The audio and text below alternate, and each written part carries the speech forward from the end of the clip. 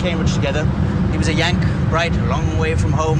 I tried to educate him in the British ways. And how'd that go? Not entirely well. You don't like him? No, I don't.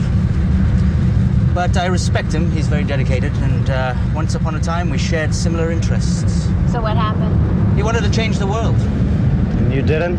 No, as a matter of fact, I did not. It's quite a philosophy.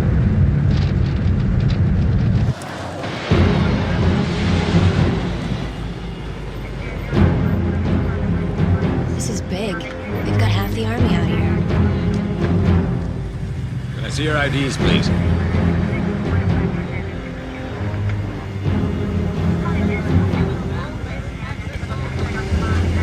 Flight 134 landed as scheduled at 2:26 p.m. Just prior to landing, there was a small fire in one of the lavatories. A small fire, however, federal regulations demand that the cause be thoroughly investigated. I'm sure we all understand how important safety is in the current climate. As soon as the authorities complete their investigation, the passengers will be released. My wife has severe medical problems. We realize this is very trying for everyone. Please, Yes, sir. The lockdown will remain so until we get to the bottom of this. It isn't terrorists. It's nothing we've ever seen before. We're doing all that. We're bringing in some people to explore the possible paranormal ramifications. What in the hell took you so long? Pleasure to see you too, Charlie. Paul Callan, Evelyn Santos, make them some badges. Neither of you have ever been convicted of a federal crime. Consider yourself sworn in. This investigation is closed door. Discussing it with anyone off premises will be considered an act of treason. Do we understand one another? Now that you have us all sufficiently terrified, care to tell us what's going on? Eastern Commuter Flight 134 was scheduled to land at 2:26 this afternoon when the control tower lost radar and visual contact. It disappeared. For exactly 64 seconds. Okay. It then reappeared in the exact same location and landed safely. What happened to the passengers? We don't know. We're interviewing the ones who are coherent, but everyone's got a different story. Now, we've got 2 hours max to get out in front of this thing before the media starts peeling our skin. So what do you want from us? Answers. You guys investigate strange occurrences? Well, something very strange happened to these people. We got to get as much information out of them as possible. What's under the sheet?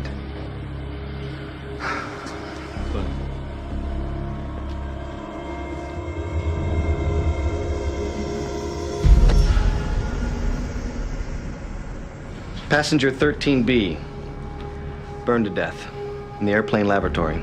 There is no other evidence of a fire. We need to know how the hell all this happened, and we need to know it now.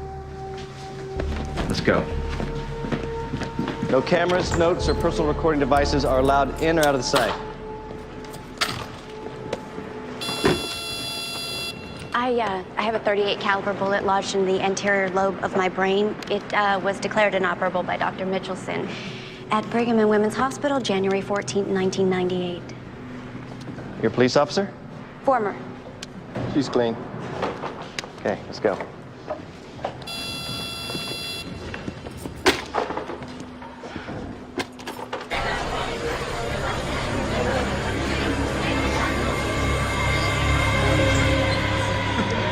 As you can see, we're short-handed. If you need to use the restroom, see the guards at the door. This is triage. Make sure they're medically fit, and then we debrief them. You may take notes, but you cannot leave the premises with them or anything else.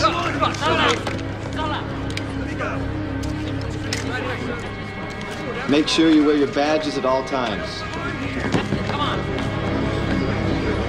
This is Michael Garcia of the NTSB. You'll be reporting to him. He'll get you started on your interviews. Thanks, Mikey. There's something I want you to see. Okay. We're trying to establish what exactly happened the moment the plane Disappeared? encountered difficulty. How are the passengers? Let me show you. I don't believe these two even knew each other before the plane took off. Complete and utter silence. And for the first time in my life, I felt like I finally belonged.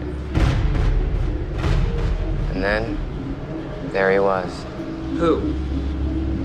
Well, Satan. There were bright lights and a loud noise. Like an explosion? Singing. Thousands the voices. It was beautiful.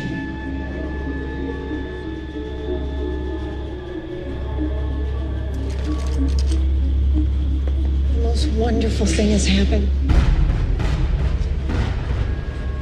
I have to talk to my husband. He has to know. He has to know. Would you like to sit down?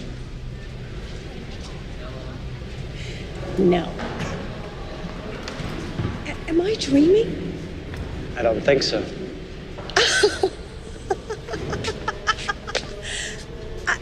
I have to see my husband. I mean, he has to see me. Why? I have severe frontal and parietal lobe damage. At least I did when I got on that plane. You have a brain injury. Oh, I have a whopper of a brain injury. Akinetic mutism. Do you know what that means? I can't move, walk, stand, or speak.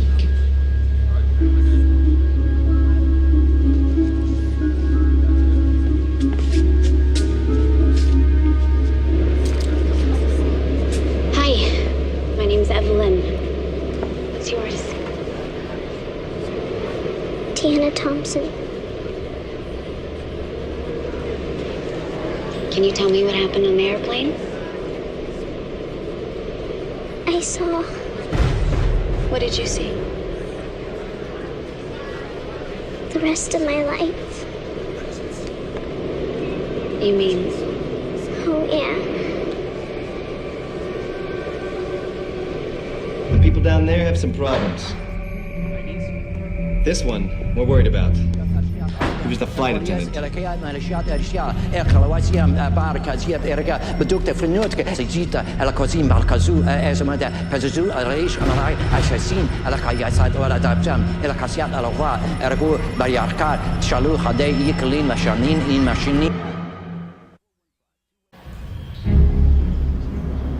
So any idea what in God's name happened here? That's what we're about to find out.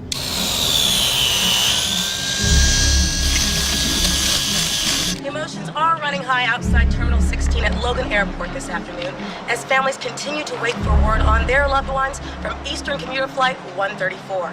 Government sources cited possible terrorist activity as the cause for the news. Excuse me, miss. My wife is profoundly disabled. She is in a wheelchair. She is traveling with her nurse. I need to know she's all right. We're doing everything we can, Mr. Longridge. Longview. Yes, yes, because it's honeycombs. And pineapples.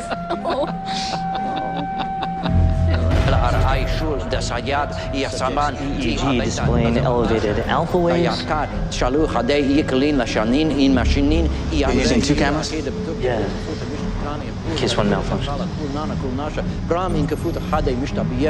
Subject's blood pressure is still 180/70. Bien, mit bezar, hade, dekada, an alien, dia sabuta, hade mishta bien, khayil, mit bezar, ku arayat, laiti, the barka, bakala, nach shula, dia sabuta, dia sabuta, abita, baza, oar, arak barkiam, Arair barakut, ashkana roakala, nach shula, dia sabuta, abita, baza, oar. Do you know the language? I believe he's speaking Aramaic. Like Jesus? No, but what he's saying. That language has been dead for 2,000 years. You can understand it? I get married at 22 to Glenn Thompson. He didn't do too well in school, but his uncle's with the county, and he gets Glenn a job. Black men on the highway crew. We save up all year for a trip to the Grand Canyon. Ethan and Allie are carsick the whole time. Ethan and Allie? Our two kids. I know I'm supposed to love them, but they're really difficult.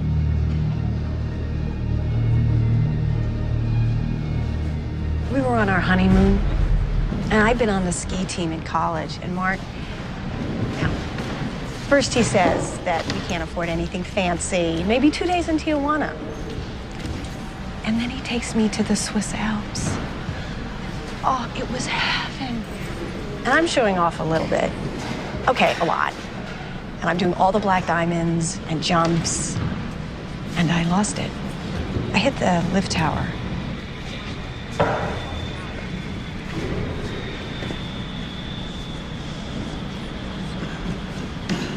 That was 21 years ago. Mark never blinked.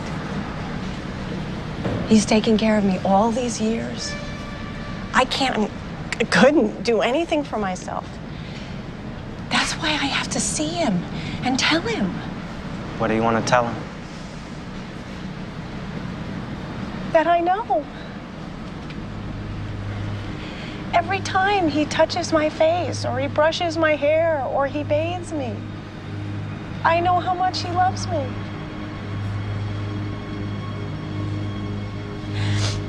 He's such a good man. And all these years, I've never been able to tell him. I know, but I can't tell him I know. I can't tell him how much I love him.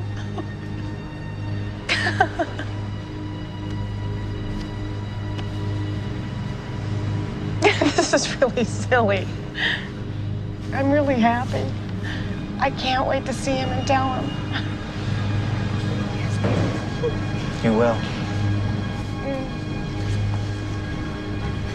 Joyce. Where's Joyce? Who's Joyce? My nurse.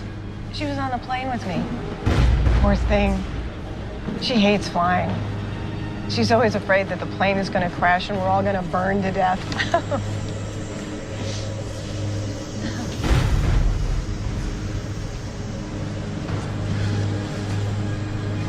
Could you excuse me for a moment? Of course. I'll be right here. I'm doing that.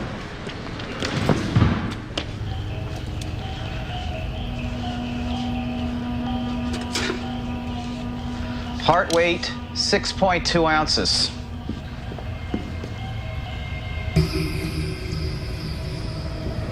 You can't be here. Move or I'll move you. Okay. I try to go back to school, but Glenn gets laid off. So I get a second job, working at the florist. I always liked plants. And then on my 39th birthday, my father dies of lung cancer. Why don't I go get us some water?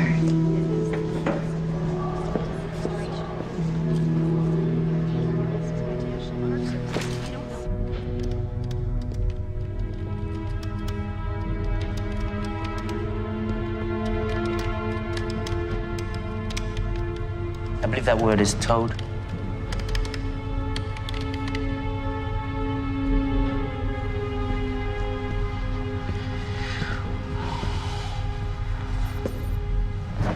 How you doing, Phil?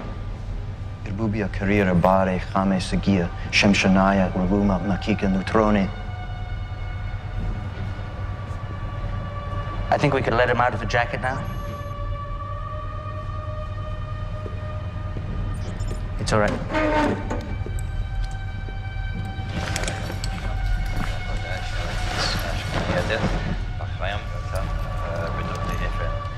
Modulating frequencies, temporary cohesion. What's it all mean, Alva? Well, I think he's using Aramaic, which is one of the world's oldest languages, to express certain theoretical projections of modern physics. Like what? Cold fusion, perpetual motion,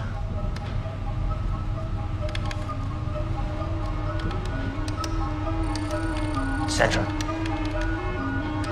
What happened up there?